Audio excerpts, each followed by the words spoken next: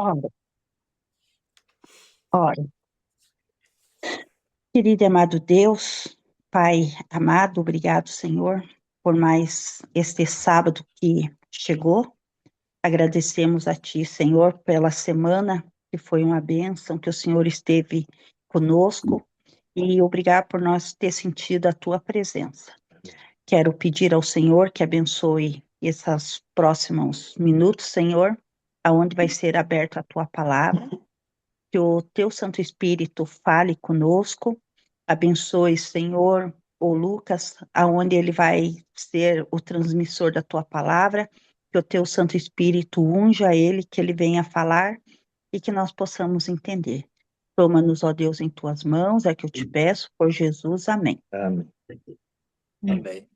Muito obrigado, Cláudia. Então, chegamos ao capítulo 12 aqui, né? Tivemos aí algumas semanas que não tivemos o estudo aí. Não sei como é que foi a sensação de vocês, se passou rápido o tempo ou se demorou bastante, e essa parte aí é mais subjetiva, né? Ao mesmo tempo, concordo que a gente lida com bastante informação em Daniel, apesar de ainda estar bastante enlatado. Tem muita coisa resumida, ao mesmo tempo como também tem muita coisa que não está clara, tá? E o capítulo 12 não é diferente, tá? Mas graças ao bom Deus, pela fé chegamos aqui também, obviamente. Quero deixar registrado aqui que, além de vocês, o apoio da Cláudia nesse sentido, com a iniciativa desse estudo aí, também tivemos o apoio do pastor Paulo, né? Não sei como é que vocês chamam aí ele, se ele tem algum apelido, alguma coisa assim, né? Mas tivemos aí também o apoio dele nesse sentido e estamos seguindo aí agora, então, para essa finalização desse livro, né? Ainda tem algumas águas para rolarem no Apocalipse que tem características parecidas, né? Mas antes de falar das características do Apocalipse, então vamos terminar Daniel aqui. Só me permitam fazer algumas menções aqui. Há poucos detalhes que eu acabei esquecendo aí na quarta-feira de passar para vocês, né? Isso acaba acontecendo e a idade vai chegando, né? A gente vai ficando meio esquecido às vezes, né? Ó, nessa tela aí está algumas coisas que eu acabei esquecendo, ó. Então nós temos aqui, apenas para fechar essa parte aí, de uma vez por todas, nós temos o papado consolidado aí até o fim, tá bom? Como o rei do norte, mas ao mesmo tempo existe uma abertura maior do leque para o rei do sul. Lembrando que agora nós não temos mais o rei do norte e o rei do sul necessariamente como uma nação específica, tá bom?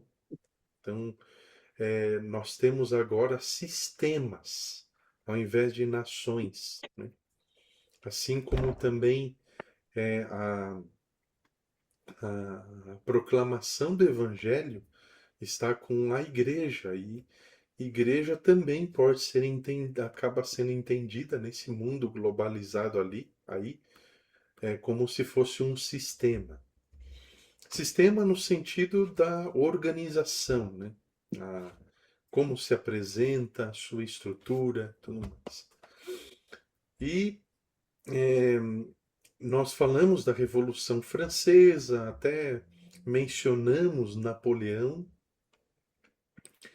E esse período da Revolução Francesa foi importante não só por conta da Revolução em si, mas também por conta dos desdobramentos, né?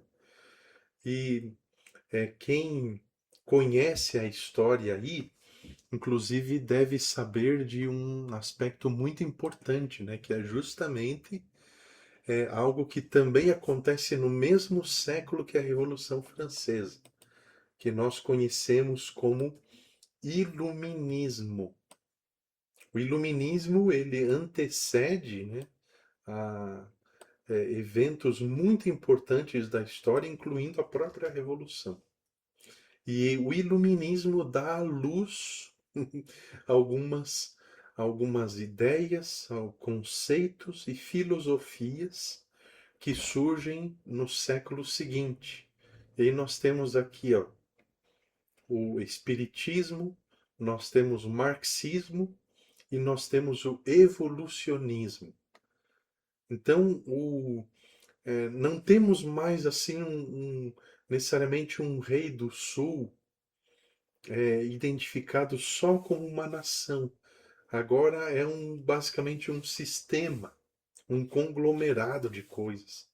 Assim como também em torno do papado também existe um sistema, né? Um sistema denominado catolicismo, mas que é um sistema, não é mais só uma coisa fechada em si mesma.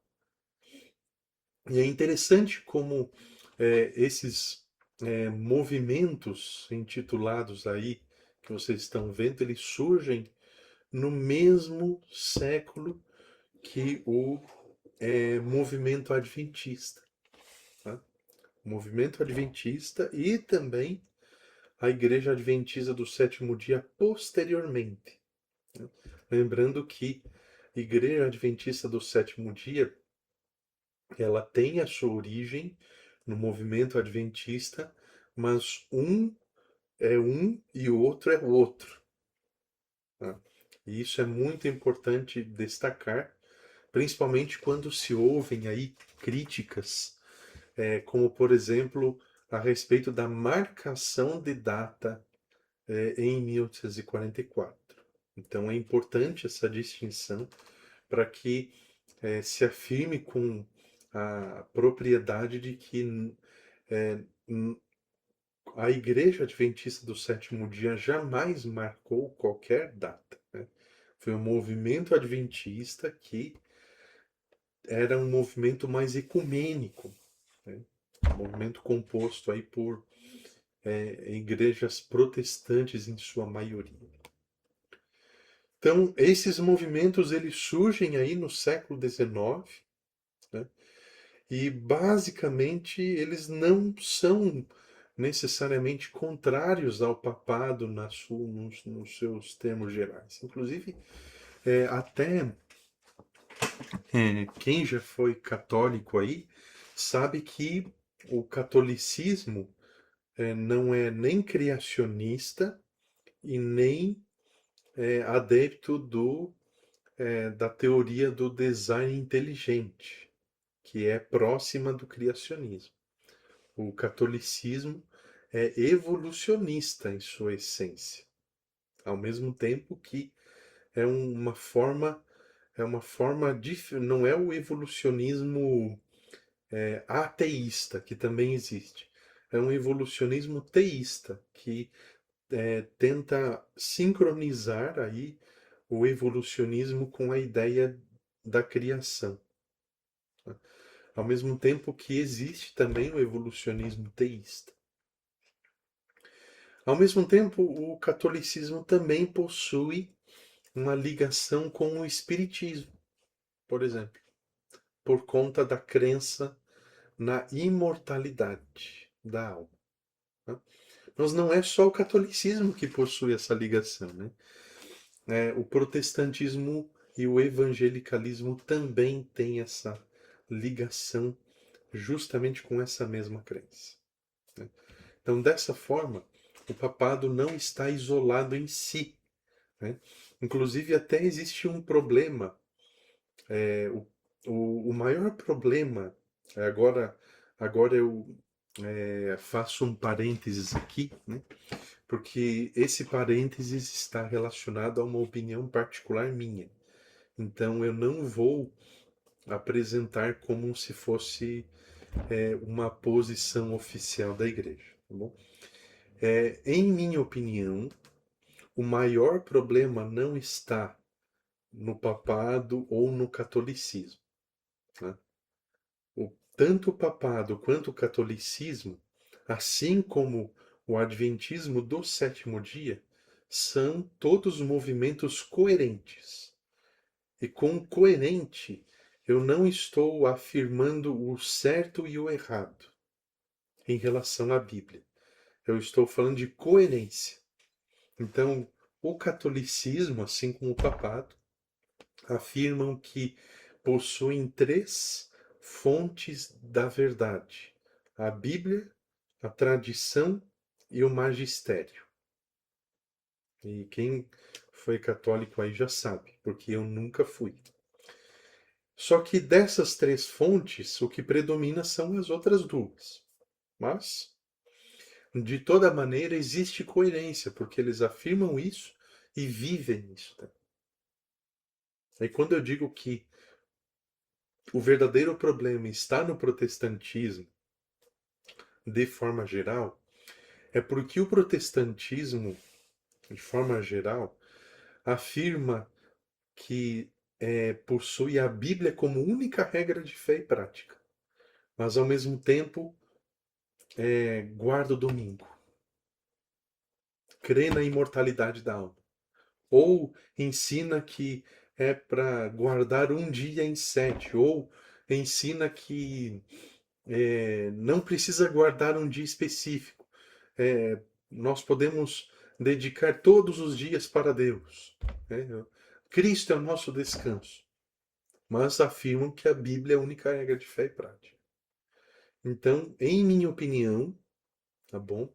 Só que entendam que essa opinião, ela não é algo isolado do texto bíblico aqui, né? Inclusive, no Apocalipse nós vamos entender melhor isso daí, né? Em minha opinião, o verdadeiro problema não está, pelo menos nesses tempos mais contemporâneos da história, não está no catolicismo. Já esteve, como vimos aí até quarta-feira, né? A perseguição de cristão contra cristão. Porque anteriormente, quem perseguia os cristãos eram os poderes que não tinham ligação com a igreja. Mas durante a Idade Medieval, o papado de fato era o problema. Né? Mas o problema contemporâneo, ou o problema do tempo do fim, para mim não é mais o papado, é o protestantismo. E quando nós estudarmos o Apocalipse, isso deverá ficar mais claro ainda. Né? Justamente por conta dessa base de fonte de autoridade. E não só disso, mas também as crenças apresentadas, né? As doutrinas que são ensinadas. Né? Como é que eu posso ensinar que eu tenho a Bíblia como única regra de fé e prática, e ao mesmo tempo ensinar a guarda do domingo, ensinar a imortalidade da alma ou ideias afins a essas? Né? Então,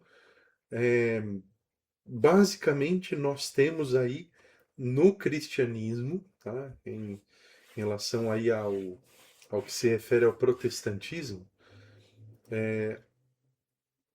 mas falando do cristianismo de forma geral, e aí envolve o catolicismo. Para mim, só existem dois movimentos que são coerentes no meio cristão: catolicismo e adventismo do sétimo dia, por conta desses parâmetros que eu acabei de falar.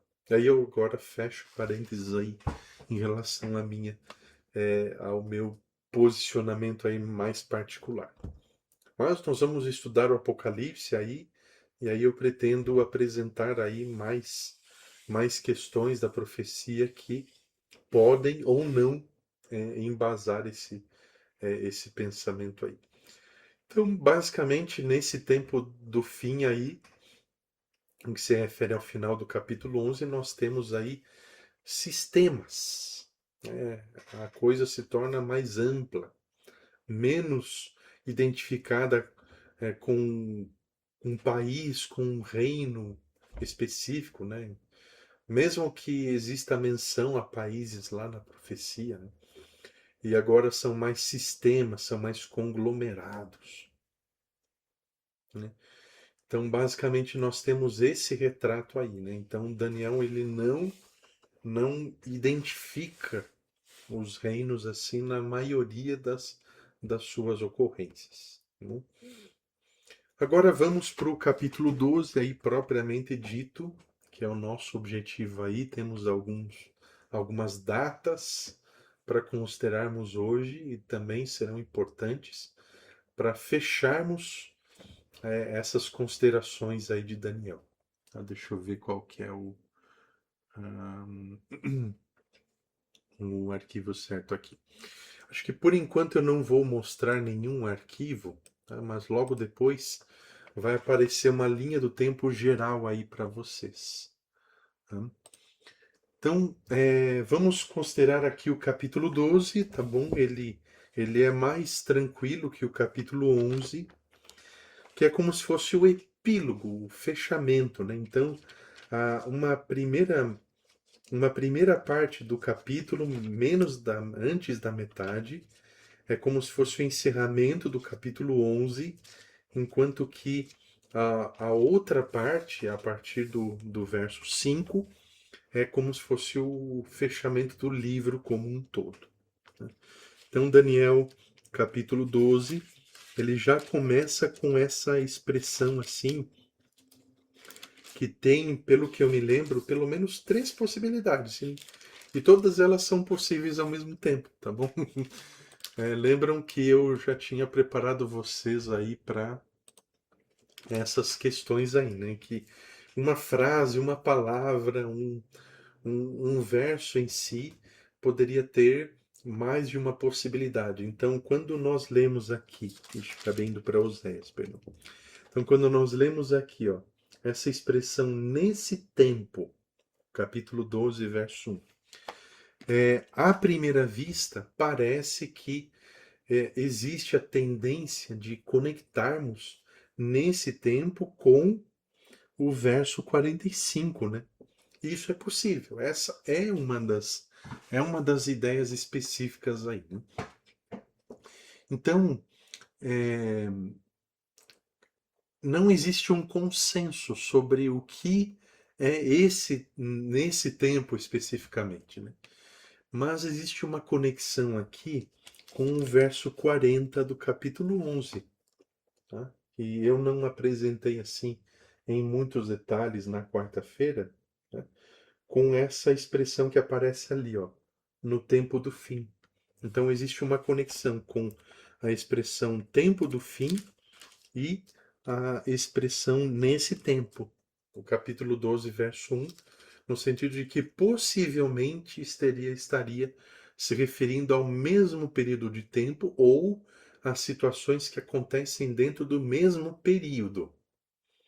Então percebem que é uma coisa muito ampla, não está nada específico, não está nada claro. Né? Até porque capítulo 12, verso 1, entende-se que, pelo que eu falarei a seguir, ainda está no futuro. Então esse é outro motivo para haver mais de uma possibilidade.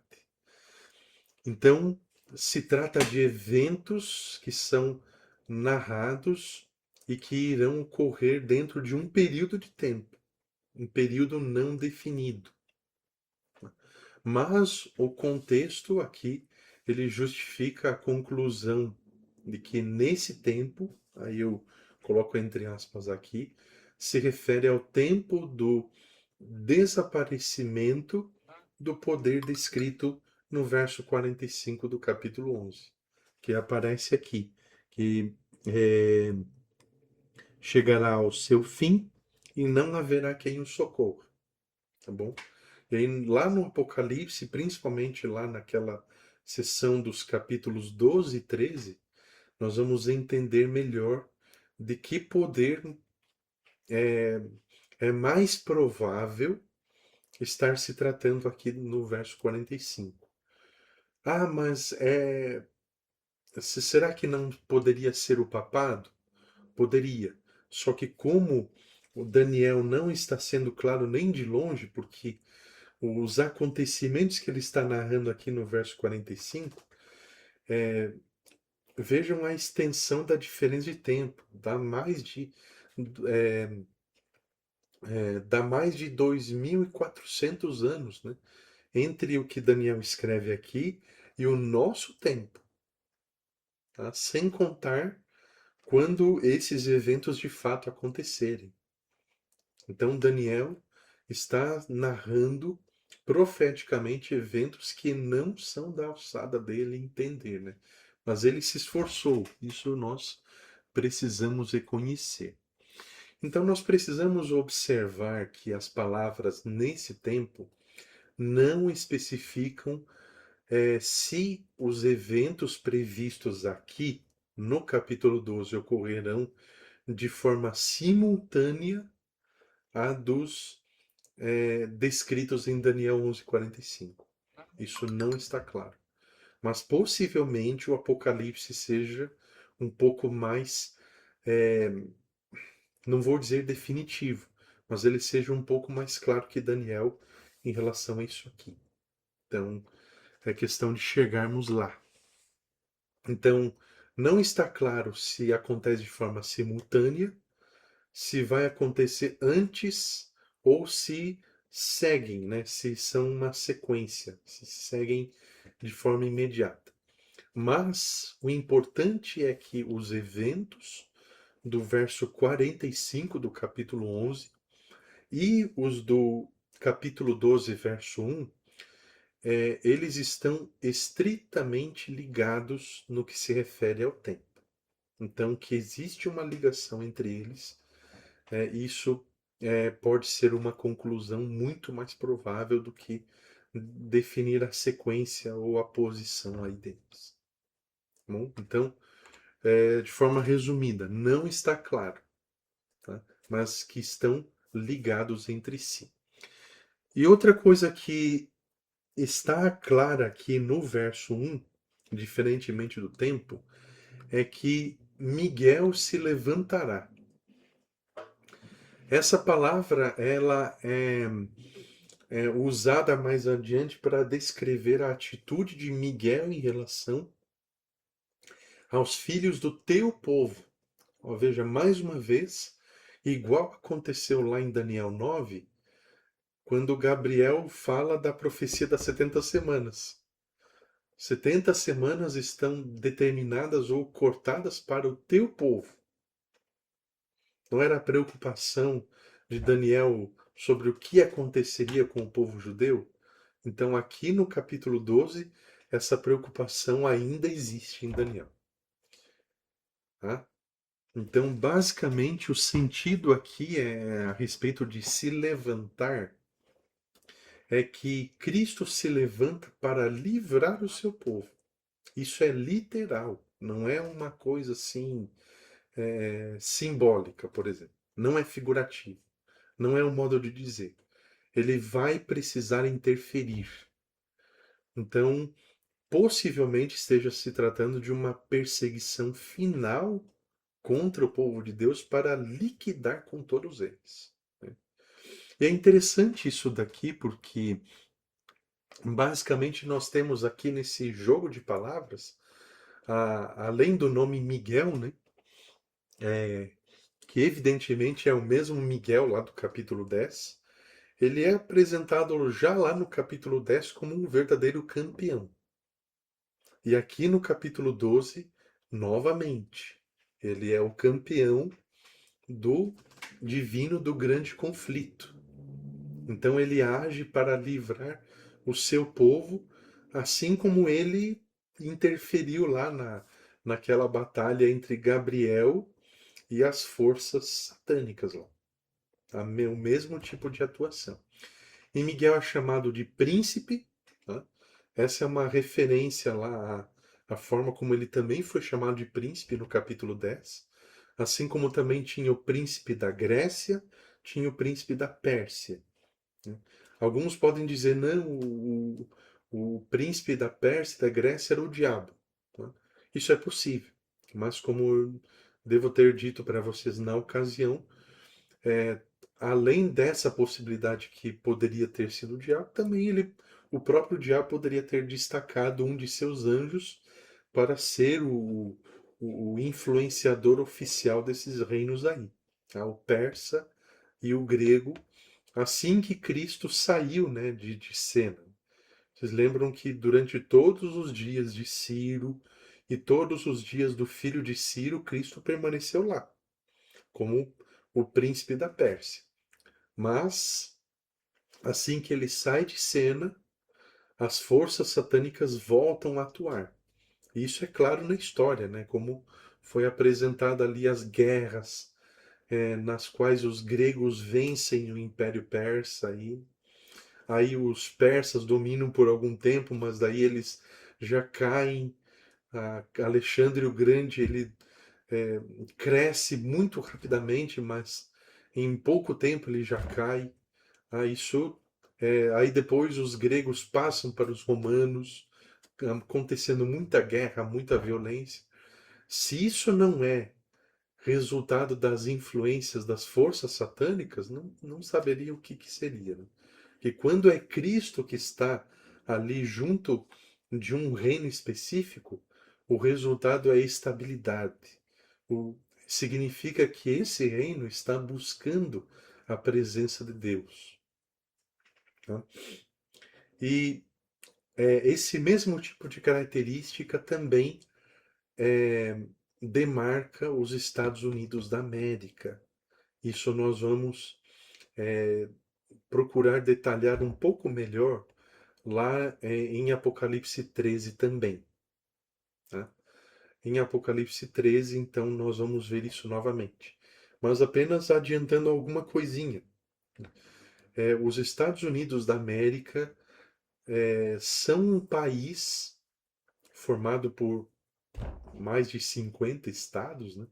E eles surgiram na história como um país fundado sob princípios bíblicos.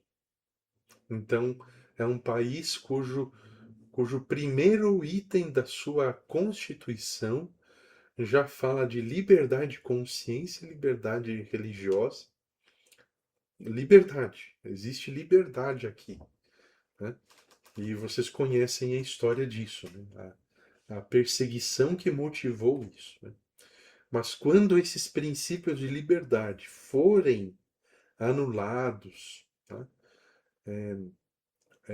Quando a gente fala uma coisa dessas assim para as pessoas de forma em geral, as pessoas ficam incrédulas. Não, é um absurdo. Jamais isso vai acontecer, alguns poderiam pensar. Então, Miguel é chamado de príncipe e também ele é o defensor. Tá? Ele é defensor dos filhos do teu povo. Falando para Daniel ali. É interessante que essa palavra defensor, que é aquele que se levanta sobre, isto é, para proteger, ela faz lembrar muito o fato de que o anjo do Senhor, inclusive Miguel, em outros textos ele é o anjo do Senhor.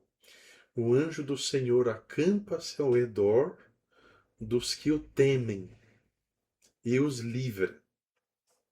Bom, então, esse é a característica de Cristo nesse momento como defensor.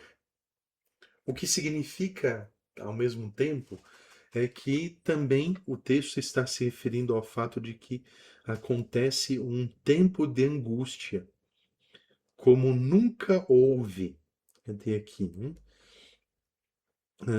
Como nunca houve desde que existem nações até aquele tempo, ou seja, até o mesmo tempo que começa ali no mesmo verso, né? Então isso significa que tem que haver algum tipo de perseguição, algum tipo de investida contra os filhos do teu povo, né? E na cabeça de Daniel, isso é perseguição contra os judeus. Daniel não consegue nem sequer imaginar situações que acontecem no tempo do fim, mais de 2400 anos no futuro. Ele não tem como imaginar uma situação assim. Então, veja, quando cessar a obra intercessória de Cristo no santuário, e o Espírito de Deus for retirado da terra. Veja, essa expressão, às vezes ela é um pouco confundida e não fica muito clara quando é utilizada, tá? Mas muitas vezes ela é entendida literalmente, como se o Espírito Santo vai sair daqui e não vai voltar mais. Não faz sentido esse entendimento, porque se o Espírito Santo se retira completamente, a desgraça está armada, não tem como ter livramento dessa forma. Então, essa expressão se retirar da terra, ela deve ser entendida da mesma forma como a gente entende expressões similares que aparecem no Apocalipse, como os habitantes da terra. Só que habitantes da terra, os santos também são habitantes da terra. Então elas não se referem a eles também, né? Então, quando se refere a se retirar da terra ou é, os habitantes da terra lá no contexto do Apocalipse, está se referindo aos ímpios, né?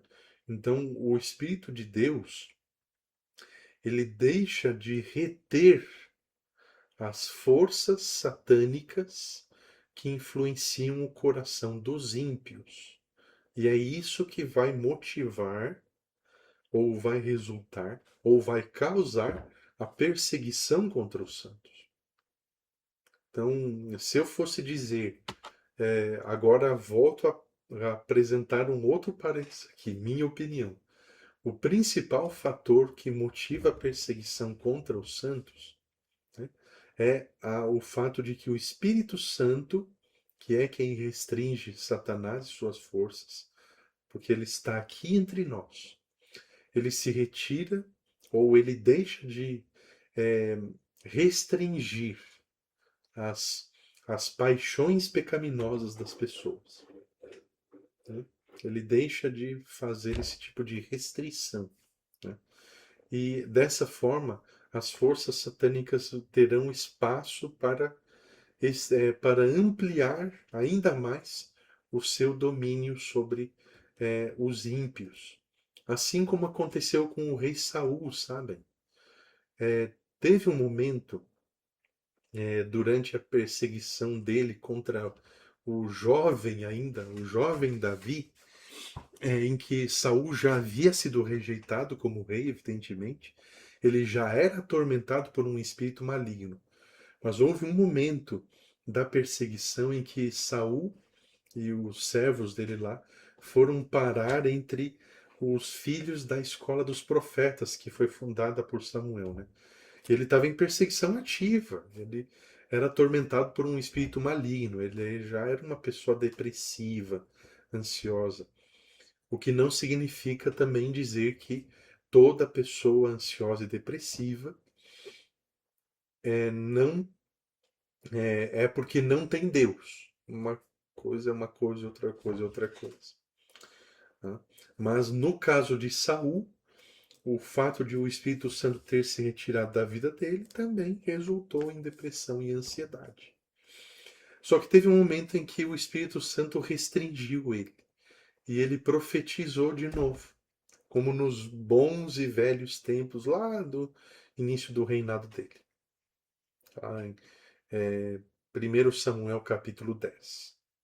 Então ele profetizou novamente. Só que nesse momento era restrição. Era restrição. O Espírito Santo estava restringindo a sua atuação, ou melhor, estava restringindo a atuação do espírito ou dos espíritos malignos que o dominavam já.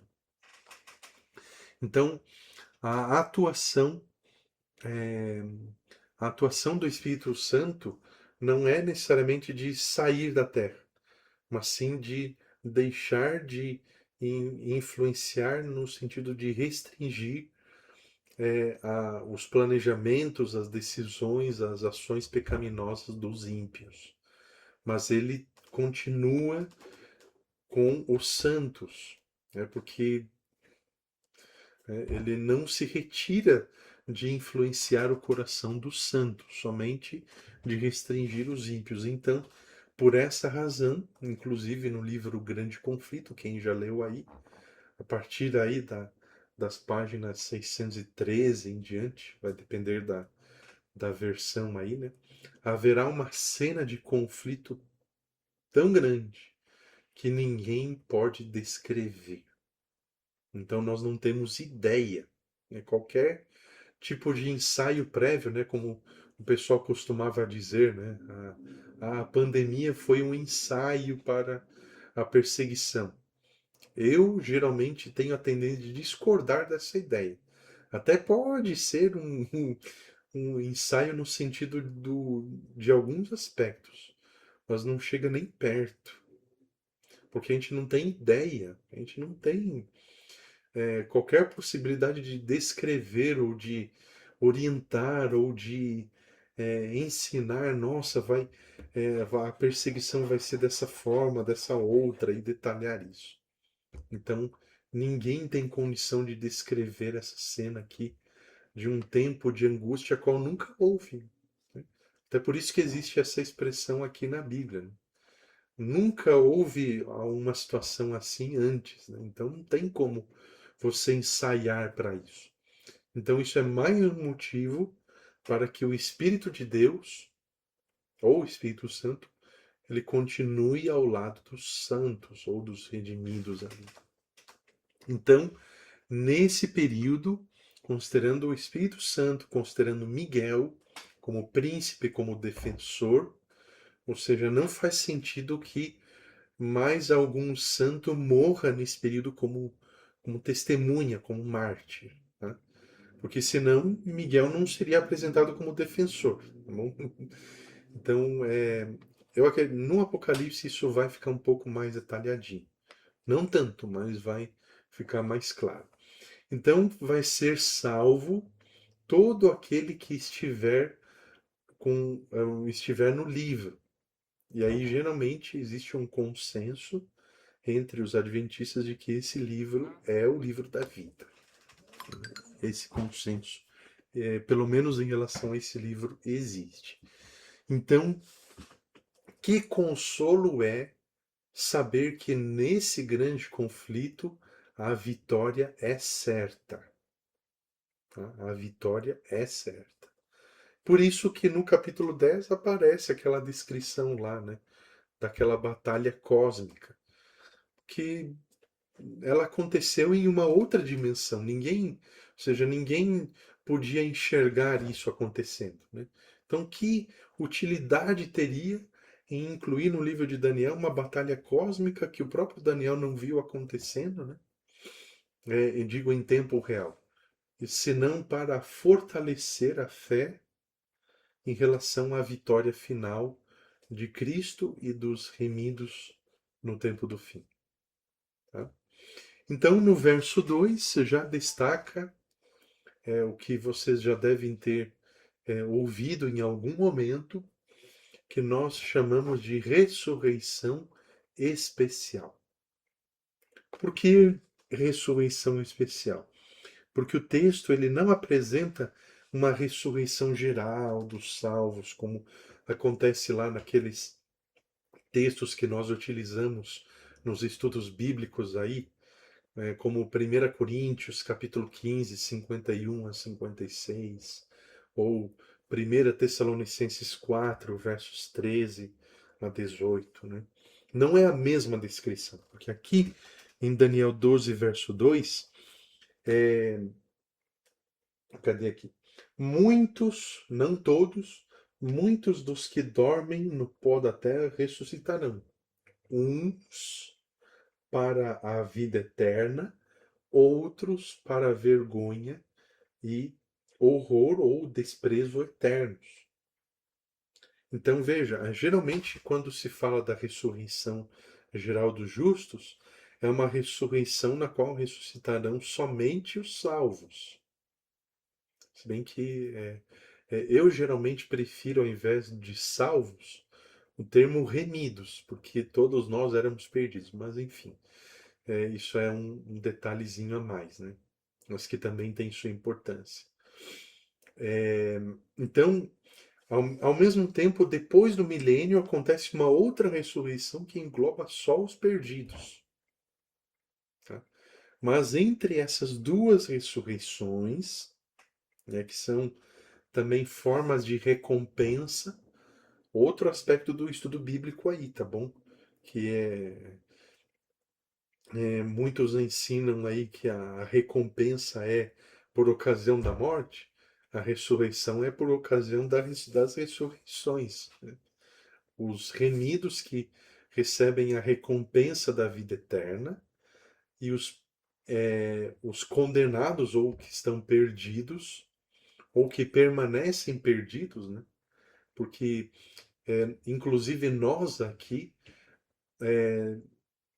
sem Cristo também estávamos perdidos. Tá? Essa é a diferença entre nós e os ímpios. Os ímpios permanecem perdidos porque rejeitam Cristo.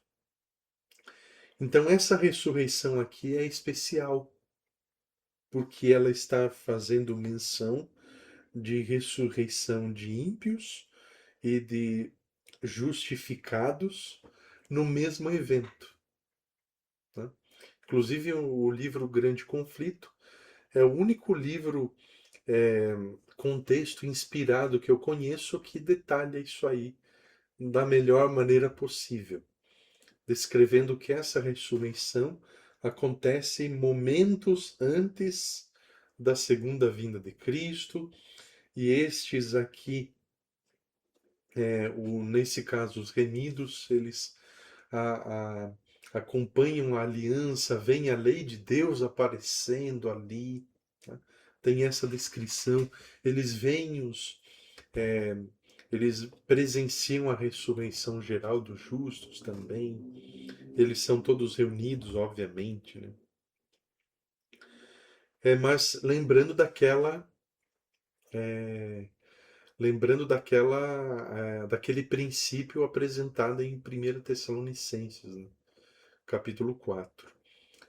Não existe a possibilidade dos, dos vivos irem ao céu antes, né? Que é o que é ensinado aí pela ideia do arrebatamento secreto. Então, basicamente, acredita-se, os adventistas do sétimo dia acreditam, de forma geral, que o verso 2 apresenta a ideia da ressurreição especial, né? Lembrando que nós já tivemos uma ressurreição especial na história, né? No primeiro século, em Mateus capítulo 27. 27, eu acho que é isso mesmo. Mateus capítulo 27, por ocasião do momento em que acontece a morte de Cristo, as tumbas ou as sepulturas de muitos santos, o texto descreve dessa forma, né? Se abrem e por ocasião da sua ressurreição, a ressurreição de Cristo, eles também ressuscitam e entram na cidade de Jerusalém. Tá?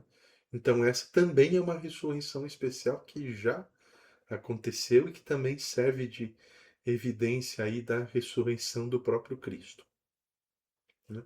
E esses aí que ressuscitaram com ele foram com ele para o céu. Eles estão lá, só não estão identificados. Sabemos de 3 nomes aí, né? Mas tem outros não identificados. Aí, inclusive, vocês são livres para apresentarem aí as melhores possibilidades de acordo com a opinião de vocês, né? Temos aí Samuel, temos Jeremias, temos Abraão, temos Jacó, temos muitos nomes aí de pessoas que podem aí compor esse grupo que já está lá. Inclusive até vamos ver ali quando chegarmos ali nas ideias a respeito dos 24 anciãos. Uma dessas ideias é que esses 24 anciãos seriam compostos por Moisés, Enoque e Elias, e esse pessoal aí que ressuscitou junto com Cristo. Essa é uma das ideias aí que existem. Mas também o texto, aí no verso 2 está apresentando o horror ou desprezo, a mesma coisa, né? E essa palavra, ela ocorre só aqui, no verso 2 e em Isaías 66, verso 24. Ela pode estar relacionada a uma palavra árabe que tem o significado de repelir ou aborrecer, no sentido de aborrecimento. Durante alguns milênios, ou seja, depois de testemunhar durante milênios aí o grande conflito e ver quão terrível é o pecado, os habitantes do universo sentirão repulsa por ele. Quando essa controvérsia aí findar e o nome de Deus for totalmente vindicado, todo o universo terá horror ao pecado e a tudo que ele contaminou. Inclusive, quando chegarmos ao capítulo 20 do Apocalipse, nós vamos ter uma outra perspectiva desse aborrecimento aí ao pecado, né? Então, habitantes do universo, anjos do céu, os redimidos, justificados da terra, os ímpios que estão do lado de fora da cidade santa, Satanás e seus anjos, todos em consenso universal com respeito ao horror do pecado, reconhecimento da justiça de Deus, né? Que o pecado não deve continuar. Tá?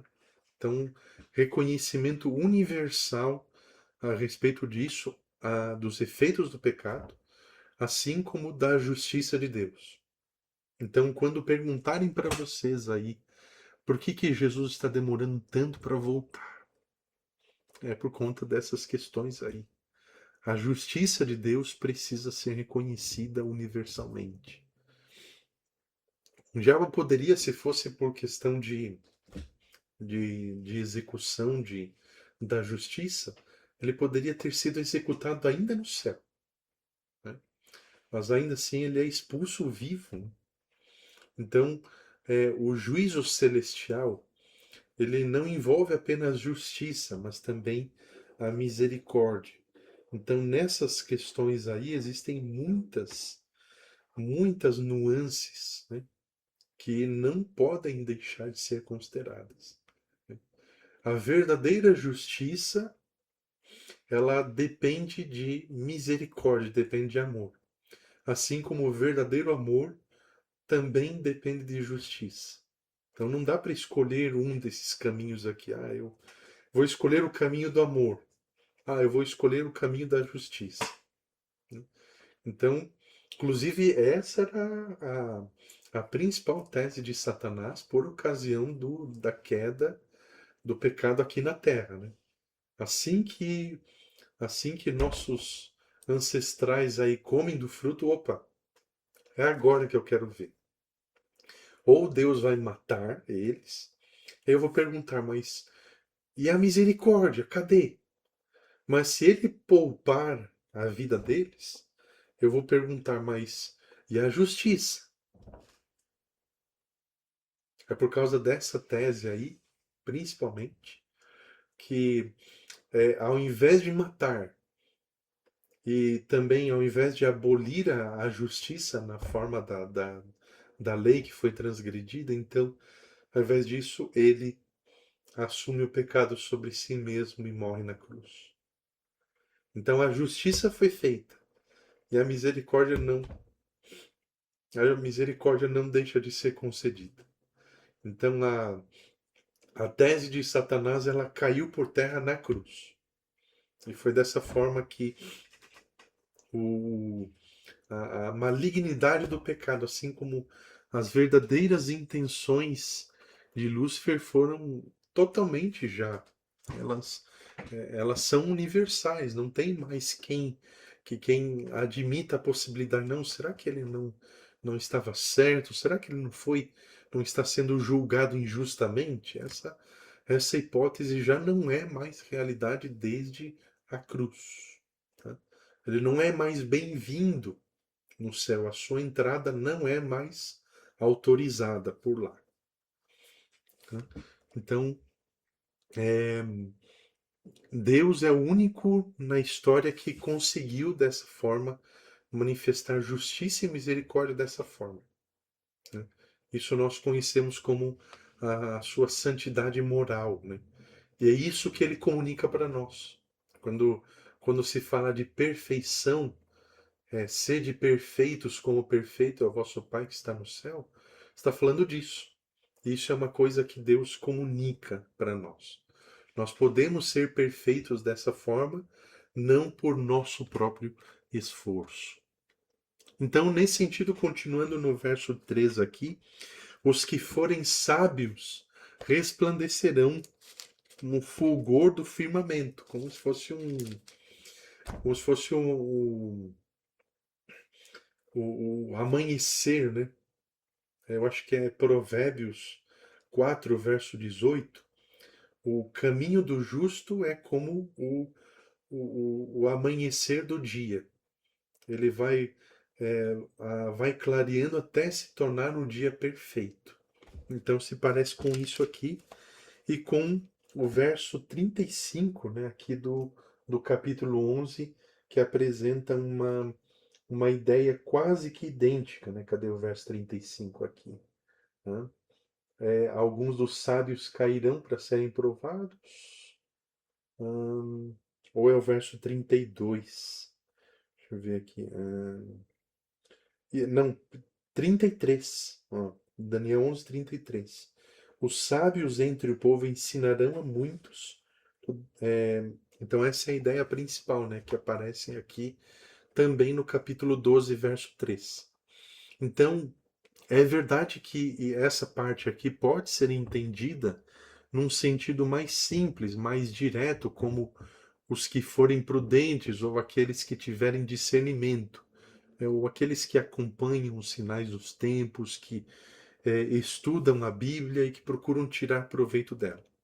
Só que a forma como a palavra aparece aqui no verso 3, juntamente com esse entendimento aqui do verso 33 do capítulo 11, também facilita muito a ideia de um sentido causativo, ou seja, aqueles que fazem com que haja discernimento.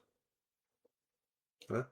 Então, a pessoa que tem discernimento das coisas de Deus percebe o seu dever de que esse discernimento, essa experiência seja compartilhada com outras pessoas. Tá?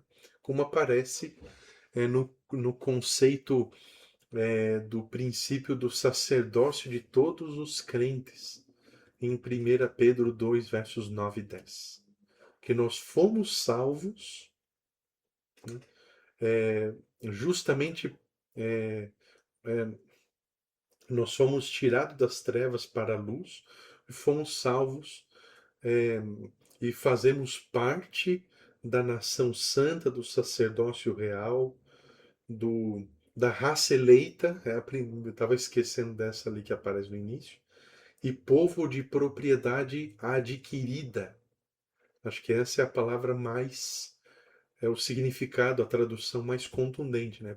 Propriedade adquirida, porque Cristo nos comprou com o seu sangue ali. Né? Então nós fomos salvos para quê? Para anunciar as virtudes daquele que, acho que é o verso 10 esse, que nos chamou das trevas para a sua maravilhosa luz. Então, os sábios não são apenas aqueles que estudam e que têm conhecimento, mas aqueles que estudam, que adquirem conhecimento e que compartilham esse conhecimento e experiência com outros. Aí, novamente, o texto bíblico aí, os estudos bíblicos que nós estamos aí planejando aí desde a semana passada, né? Falando nisso, né, mais um parênteses, obrigado, viu, Isidoro?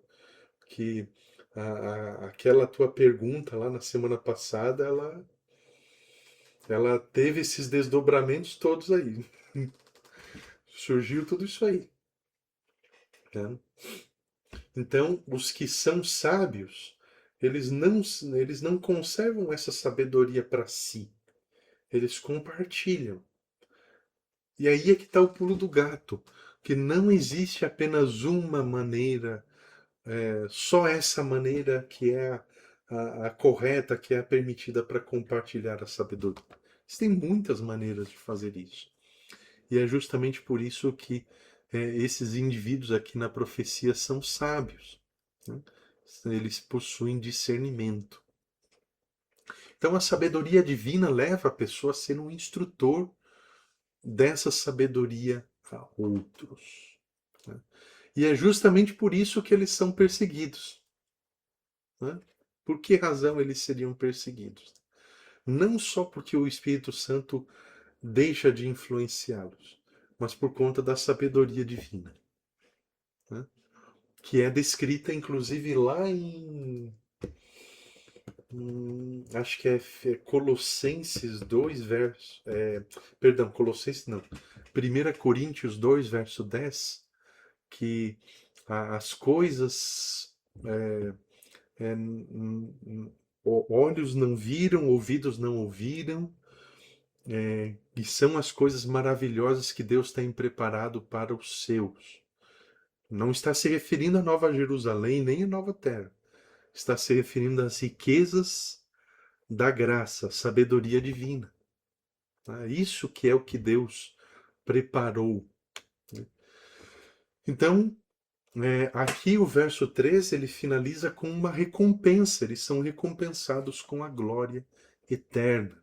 Então, basicamente, o verso 4 ele acompanha o verso 3, porque os sábios eles estudam a Daniel, eles estudam a Bíblia como um todo, né? Eles ensinam outras pessoas, e é justamente por causa disso que aqui no verso 4 existe essa orientação aí. Daniel, fecha, encerra, sela as palavras, fecha o livro ou sela o livro, porque essas coisas aí ainda não são para você. Só que antes de dizer isso, né, ele afirma, ou seja, o anjo afirma que muitos o esquadrinharão. Tá? Muitos o esquadrinharão. E, nesse sentido, muitos intérpretes têm, ou eles acreditam que esse termo utilizado aqui tem um sentido mais de uma metáfora, uma figura de linguagem, que descreve uma fervorosa investigação da Bíblia, resultando no aumento do conhecimento. Ó, lembram disso aqui? As considerações de Sir Isaac Newton a respeito das profecias de Daniel e Apocalipse. E também tenho esse outro aqui, ó. Deixa eu só pegar aqui rapidamente. Esse outro aqui que é descendente do. Esse aqui é mais nosso, tá? Que foi escrito, eu fiz menção a ele aqui na quarta-feira, né? Esse é o livro do Roy Smith, que é intitulado aqui Daniel e Apocalipse, a resposta da história para a voz da profecia. Tá? Olha a grossura disso aqui. Tá? Esse livro é novo, tá? Mas ele foi reimpresso diversas vezes aí. Tá? Então, muitos vão esquadrinhar. Então, isso se refere a uma investigação das profecias do livro de Daniel. Isso aqui são só 2 exemplos, inclusive. Tá? A Septuaginta, que é aquela versão grega da Bíblia hebraica, ela traz uma tradução diferente. Aparece assim: e tu, Daniel, cubra as ordens. Como se fosse aquele efeito de uma cortina sendo fechada. Aquela cortina assim, blackout, tá? Cubra as ordens e sela o livro até o tempo do fim, até que muitos enlouqueçam e a terra se encherá de injustiça. Existe uma outra versão que apresenta o seguinte: e tu, Daniel, fecha as palavras e sela o livro até o tempo do fim, até muitos serem instruídos. Veja a ligação ali com o verso 3. Os sábios, eles não só entendem para si, mas eles também contribuem para que outros entendam. Então, até que muitos sejam instruídos e o saber aumentará. E essa expressão do saber aumentará ou se multiplicará, existe uma ideia assim muito generalizada de que se refere aos avanços científicos, a tecnologia, a medicina. Essa ideia, caso seja usada para apoiar o fato de que os avanços tecnológicos contribuem de alguma maneira para o conhecimento da palavra de Deus, das profecias de Daniel, até pode ter algum fundamento. Mas eu acredito que o saber que se multiplica aqui não é o avanço científico, né? Mas sim o conhecimento das profecias de Daniel. A partir do momento que, a partir do tempo do fim, o livro deixa de estar fechado, deixa de estar selado, tá? Então, eu acredito, e eu não estou sozinho, tá? Isso não é uma opinião pessoal minha, tá? Que essa expressão de que o conhecimento ou o saber se multiplicará ou aumentará está se referindo primordialmente às profecias de Daniel e Apocalipse. Então, o próprio livro do Apocalipse, o título Apocalipse, indica que essa cortina que fecha, né, que o anjo ordenou que Daniel fechasse, o próprio título do Apocalipse já indica que essa cortina é aberta, tá? Então, é interessante que no final, até no início do século XVIII, né, para o século XIX, desperta-se um novo interesse pelas profecias de Daniel e Apocalipse. E aqui eu tenho novamente os exemplos que eu apresentei. E esse é um movimento mundial, isso não aconteceu só nos Estados Unidos. Acontece lá, acontece aqui na América do Sul, acontece na Europa, acontece na África, acontece na Ásia, né? Isso das histórias que nós conhecemos, né? Então foi um movimento mundial, não foi apenas nos Estados Unidos. Então veja que interessante. Se isso não é obra de Deus, eu não sei o que é exatamente. Mas veja que ao mesmo tempo que isso acontece, surgem aqueles movimentos que eu mencionei lá no início: evolucionismo, marxismo e espiritismo. Tá bom? Então, para tudo que Deus faz, sempre tem que ter uma imitação, que nós chamamos de contrafação aí da verdade, né? O engano. Então, eu acredito que o verso 4 aqui está se referindo ao conhecimento das profecias, primordialmente. E a partir do verso 5 aqui, o capítulo entra para uma fase. Então, o verso 4 pode-se entender que ele encerra de forma definitiva o capítulo 11. E a partir do verso 5, Daniel tem a sua atenção dirigida para uma outra cena. Aí ele vê novamente os mesmos, acreditamos, os mesmos que aparecem lá no capítulo 8, verso 13. Outros dois seres celestiais, tá? Os santos que apareceram lá. Um santo que perguntou a outro santo lá até quando vai durar a visão, e aí a resposta foi até 2.300 tardes e manhãs. Então, a partir do verso 5, volta aqui a compreensão de algo relacionado às 2.300 tardes e manhãs. O contexto facilita essa compreensão aí, né? E é interessante, né? Ele vê o mesmo homem vestido de linho e aparece outra pergunta, assim como aconteceu lá no capítulo 8, verso 13, né? Então aqui aparece uma pergunta similar, né? Então a pergunta é, perdão aqui, deixa eu ver, verso 6. Quando se cumprirão essas maravilhas?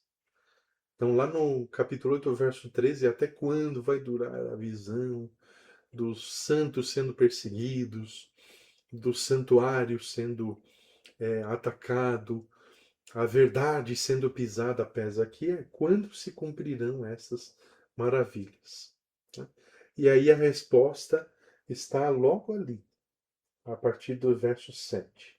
O homem vestido de linho que estava sobre as águas do rio. Esse aqui é o rio Hiddekel, lá que nós vimos no capítulo 10. Ele levantou a mão direita e a esquerda ao céu e jurou por aquele que vive eternamente ou para todo sempre. Veja, não pode existir maior juramento do que esse, tá? Eu sei que existem algumas coisas que precisariam ser desmistificadas sobre essas questões relacionadas a juramento, né? Toda vez que uma pessoa jura alguma coisa, a gente tem a tendência de dizer não, é pecado jurar. Seria mais coerente dizer que, dependendo do contexto do juramento, pode ser pecado. Mas não podemos dizer que toda forma de juramento é. Agora, com certeza seria uma grande blasfêmia e com certeza pecado se um ser humano fizesse um juramento como esse que é apresentado no verso 7. Esse tipo de juramento só é uma é uma ação de Deus, exclusivamente. O ato de levantar ambas as mãos, que indica máxima solenidade e também segurança no que diz respeito ao cumprimento daquilo que está sendo apresentado, né?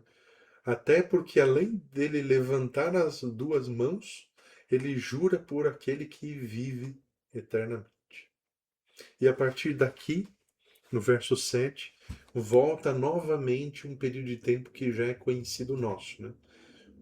Tempo, tempos e metade de um tempo, que nós conhecemos, inclusive, por aquele período de 1260 anos, ou seja, e a partir de agora aparece aí para você, vai aparecer, perdão, para vocês, uma a imagem de um gráfico. Deixa eu ver onde é que eu coloquei esse gráfico aqui.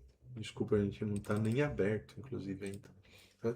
Então, aqui está se referindo ao período de 1260 anos, de 538 a 1798. E aparece pela primeira vez. Ah, tá aqui. Deixa eu já mostrar para ficar mais didático aí para vocês. Então, de 538 a 1798 acontece então esse período de tempo. Tá aparecendo aí para vocês a linha do tempo, a imagem da linha do tempo? Sim, Ah, perfeito. Deixa eu aumentar esse tamanho aqui para facilitar um pouco as coisas para nós aqui, né? Acho que agora ficou melhor, né? Não está assim tão nítido, mas o mais importante é o conteúdo, né? Então aqui aparece a linha do tempo global, né? Uns 2.300 anos. A primeira parte que é destinada exclusivamente aos judeus, tá? Lembrando aqui que é, aquele quando perguntarem, né, o sábado, ou questionarem, né, o sábado é só para os judeus? Não. O que é para os judeus é esse período de 490 anos aqui, tá? De 457 até 34 depois de Cristo. É isso que é exclusivo para os judeus, não sábado. Agora, depois do ano 34, evidentemente, deixa eu ver aqui. Depois do ano 34, legal, dá para aumentar ainda mais. A partir do ano 34 também, então, tem esses acontecimentos aqui, né? Que agora, inclusive até, quem sabe até continue e conclui algumas perguntas que eu lembro que o Isidoro fez há várias semanas, né? Eventos que aconteceram a partir de então, que inclusive contribuíram para o estabelecimento do papado. Por exemplo, aqui em 538, quando melhorou, né? Clovis, rei dos francos, né, é, ele a- ataca aqui cadê aqui os visigodos, ele vence os visigodos, que eram um daqueles reinos bárbaros, e concede poder político, tá, ao papado. Isso acontece em 508. Mas ainda existe outro evento que é importante, em 538, com Justiniano, que derrota os ostrogodos, é outro reino bárbaro, e dessa forma ele tira de cena a última tribo bárbara que ainda resistia ao papado. E é justamente esse evento aqui, né, que demarca o início dos 1260 dias, anos, e que estabelece o papado como um poder religioso e secular, tá? Ou a supremacia. Então, a partir desse momento, o Papa não é simplesmente um bispo, ele é o pai de todos. A palavra Papa significa isso, né, do latim, o pai, o, o supremo pontífice, o, o pai supremo. Tá? Não é apenas, não é um dos bispos, ele é o pai de todos. Então, esses eventos são importantes. Então, em 538, com Justiniano, demarca aqui o início dos 1260 dias ou anos. E aqui em 508, com Clovis, rei dos francos, que venceu aí os visigodos, estabelece outro tempo apresentado aqui no verso, deixa eu ver aqui, o verso 8, né? Que apresenta inclusive a expressão novamente.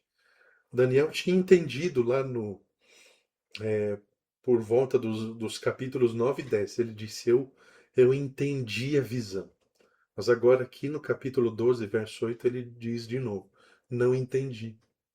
Tá? Agora, o que foi apresentado aqui agora, eu não consegui entender. Não estou conseguindo acompanhar o pensamento. Então, no capítulo 10, verso 1, Daniel afirmou que teve inteligência da visão. Mas agora, no decorrer da visão, ou seja, indo para o capítulo 11 e aqui para o 12, o anjo assegurou ao profeta que tinha vindo para lhe fazer entender. No capítulo 14. Mas, inclusive, apenas relembrando que a revelação que se seguiu foi dada em linguagem literal, diferente do capítulo 2, do capítulo 7, do capítulo 8 e 9. Né? O capítulo 11 foi literal. Mas quando se introduziu o fator tempo dos 1260 dias barra anos, então, como resposta à pergunta quando se sucederão, quando vão acontecer essas maravilhas, então Daniel confessou: não entendi. Por quê? Porque na cabeça dele, o que ele tem? O povo judeu precisa retornar para a sua terra. O povo judeu precisa se estabelecer. O povo judeu precisa deixar de ser perturbado pelos samaritanos lá que estavam já, né? Que aqui nós já estamos no tempo do rei Ciro, lembram-se? Então, capítulo 12, aqui cronologicamente é o tempo do rei Ciro. E eles já estavam sendo perturbados pelos povos inimigos lá ao redor. Então, Daniel, como estadista, ele sabia o que acontecia no império. Ele buscava informação, né? Às vezes até a gente pode ter aquela noção de Daniel como enclausurado num palácio, mas não era assim. Ele era uma pessoa muito informada. E justamente por isso que ele não entende. E essa confissão da parte dele, né? Não entendi, é mais uma evidência de que esse entendimento não era para ele. Não estava na época dele entender os eventos descritos ali, né? Que Gabriel estava apresentando a ele. Portanto, a parte dessa visão que Daniel não entendeu deve ser o fator tempo. Ele não entendeu isso. Ele estava orando pela restauração do templo, que era um problema imediato. Mas esta parte aqui, né, que ele não foi capaz de ajustar o fator tempo a essa concepção de uma breve libertação do seu povo. Então, quando se fala do fim ali, né, embora já tivesse sido ordenado a ele selar essa parte da revelação, o profeta ainda queria saber mais. Ele estava interessado sobre o significado, mas no verso 9, parece que o anjo ele cortou o barato dele. O que aparece aqui? Meu Senhor, qual será o fim dessas coisas? No verso 8.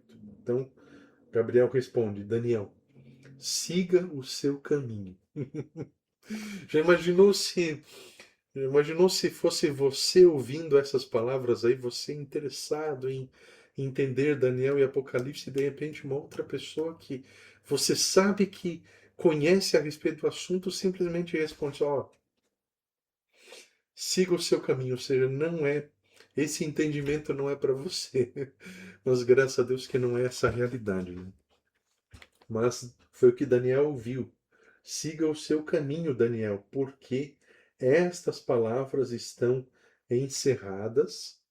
Não está claro para você ainda. Eu já ordenei que você tem que selar, você tem que fechar.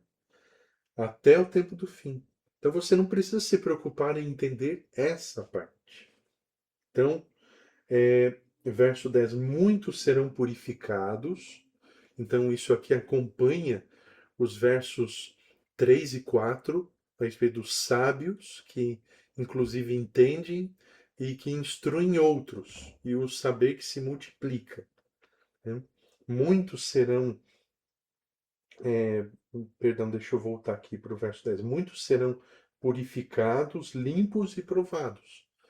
Essa expressão aqui, para mim, tem a ver com a experiência da salvação, né?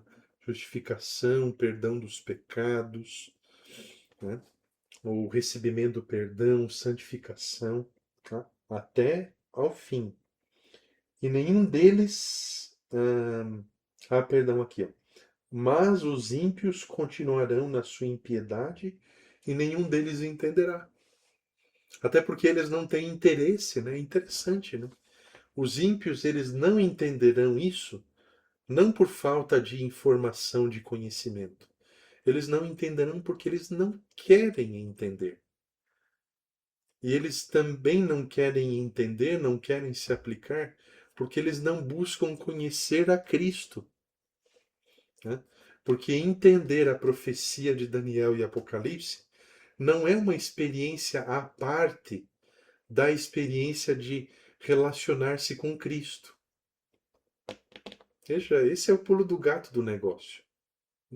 O próprio Cristo foi, em sua experiência humana, uma pessoa que estudou Daniel. Ele não estudou Apocalipse porque não tinha, mas ele estudou Daniel. É só você ler lá Mateus 24:15. Está lá uma evidência de que ele estudou Daniel. Então, estudar Daniel e Apocalipse não é uma experiência à parte da experiência de se relacionar com Cristo e conhecê-lo melhor cada dia. Né? Porque, afinal de contas, quem revelou essas coisas? E principalmente o próprio Apocalipse em si. Mas, voltando aqui para Daniel, né, que é a nossa perspectiva atual. né? No verso 11 aparece aqui mais um período de tempo. Depois do tempo em que o sacrifício diário for tirado e a abominação desoladora for estabelecida. E aqui a gente volta para 508. Né? O evento principal, através de Clovis, ali o francês, né, que derrota os visigodos, ele é o principal responsável aí por um poder papal num sentido religioso. Né? Então, a partir desse momento, a partir de 508, o engano a respeito a respeito dos princípios bíblicos, num sentido mais doutrinário, se estabelece. Ainda não existe domínio como estadista, mas em termos de engano doutrinário se estabelece a partir desse momento, né? A partir de 508. Então haverá ainda 1290 dias. Então aqui é nesse momento que a gente precisa ter esse cuidado para a gente não pensar que se trata de um período à parte, né? Como se 1290 dias, anos, seria um período diferente dos 1260. Na realidade, acompanhem comigo ali no gráfico. Se trata do mesmo período. Tá? É o mesmo período. A diferença entre os dois é que os 1290 dias, anos, começam antes dos 1260 dias.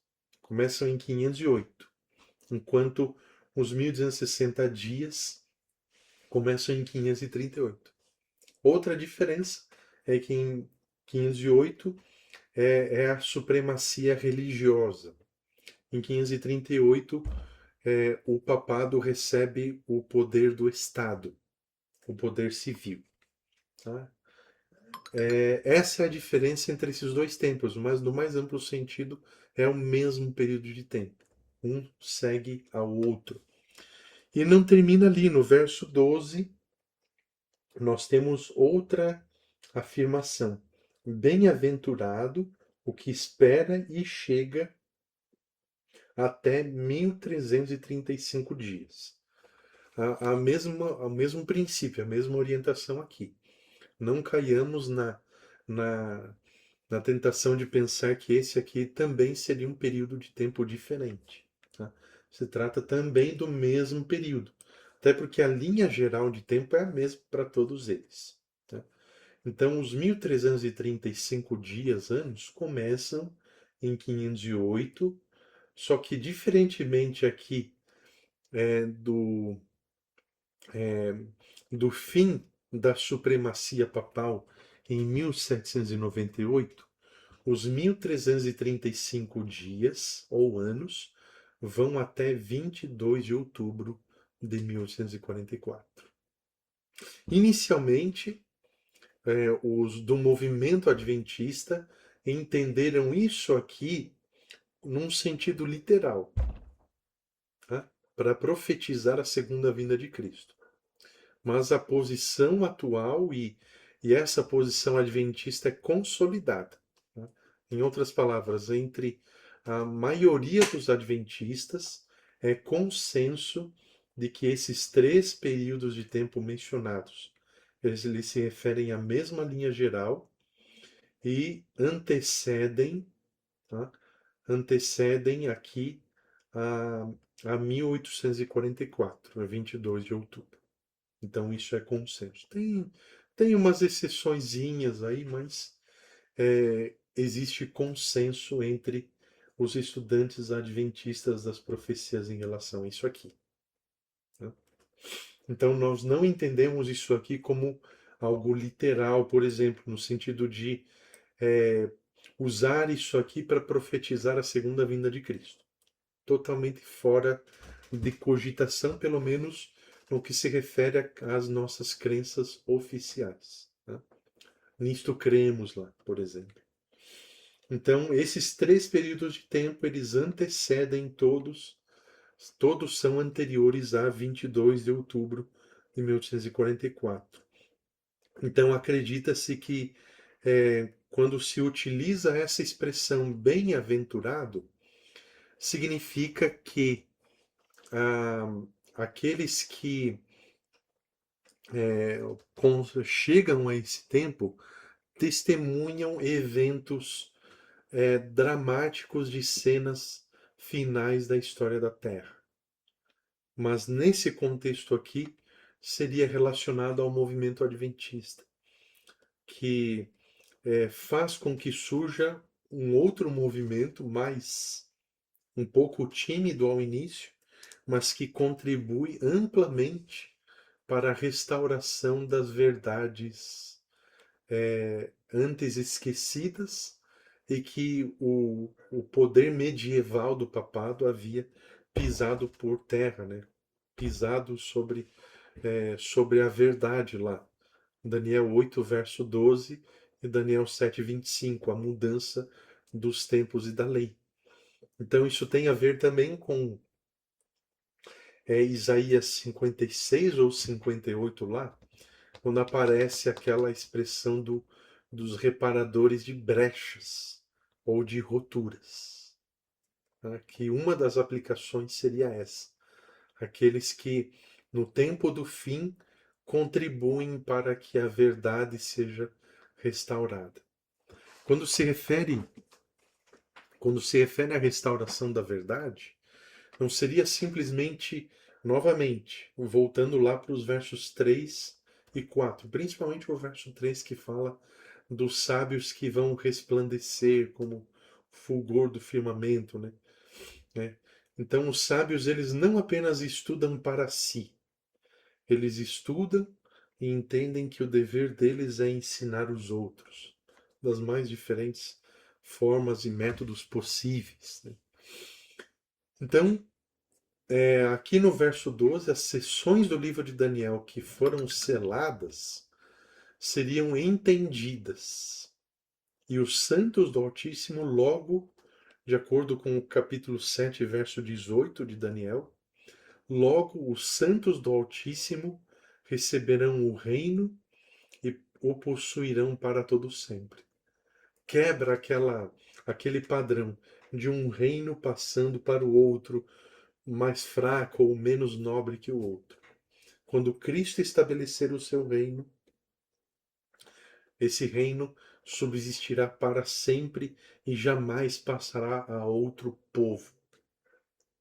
Então, o outro povo, esse povo que permanece no reino eterno de Cristo são os remidos da terra, aqueles que foram justificados. Então aqui se quebra essa sequência. Então, tanto o movimento adventista quanto os movimentos anteriores ali foram movimentos mundiais. Quanto a própria Igreja Adventista do Sétimo Dia atualmente, contribuem dessa maneira, a restauração da verdade. Então é nesse sentido que a Igreja Adventista do Sétimo Dia tem essa sua distinção, não como a única, não como o único, não é aquela exclusividade, não. Quem é adventista do sétimo dia é que faz parte do povo de Deus. Não é nesse sentido que o texto está apresentando, mas é no sentido de que aqueles que são adventistas do sétimo dia, eles contribuem para que outras pessoas tenham conhecimento das verdades esquecidas da palavra de Deus. Então, se nós temos algum tipo de exclusividade, é nesse sentido, e não no sentido da salvação, como diversos acusadores, quer dizer, por vezes não, na maioria das vezes apresentam aí para o povo de forma geral. Bom, então, nós temos aqui, então, a conclusão das 2.300 tardes e manhãs. Diga-se de passagem que depois de 1844, até a segunda vinda de Cristo, não temos mais tempo definido para nada. Nem para o derramamento do Espírito Santo, nem para ressurreição especial, nem para decreto dominical, nem para nada. Então, períodos de tempo definidos, tá? começam em 457 e terminam em 22 de outubro de 1844. Desde essa data até agora, ou até a segunda vinda de Cristo, né, é tudo imprevisível. Ou seja, pode acontecer a qualquer momento. Precisamos acompanhar os sinais dos tempos. Por que eu digo até a segunda vinda de Cristo? Porque a partir da segunda vinda de Cristo volta a acontecer uma certa previsibilidade, né? Nós sabemos o que vai acontecer a partir de então, né? Ou seja, os remidos acompanham Cristo ao céu, eles reinam com Cristo durante 1000 anos, depois dos 1000 anos eles voltam com Cristo para a terra, então volta a haver essa previsibilidade. O que nós não podemos, o que nós não temos como saber em termos de datas, é principalmente o que acontece aqui entre 22 de outubro de 1844 e a segunda vinda, né? O que não significa que a partir da segunda vinda nós sabemos desde já de datas específicas, de dia, mês e ano, tá bom? É só para nós diferenciarmos aqui, tá bom? Essa imagem aqui que eu estou mostrando para vocês, ela tá na internet, então não tem nenhuma dificuldade em compartilhar com vocês aí, porque até onde eu vi, tá tudo certinho aqui, não tem nenhuma dificuldade doutrinária, tá bom? E o capítulo 12 ele termina de uma forma muito assim, sabe aquele filme, uma série que termina em aberto? Tá definido, mas termina em aberto. Esse é o livro de Daniel, principalmente aqui no verso 13, né? Então, quanto a você, agora é exclusivo para Daniel. Não é para o tempo do fim, não é para o povo judeu, é para Daniel. Siga o seu caminho. Essa é a segunda vez, então, que Gabriel diz isso para ele. Siga o seu caminho. Perdão, até o fim.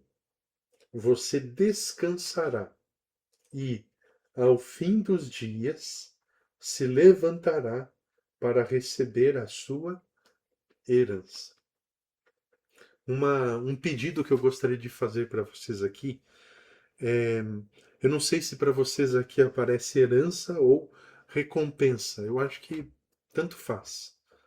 O significado geral é o mesmo, tá? Por favor, guardem aí.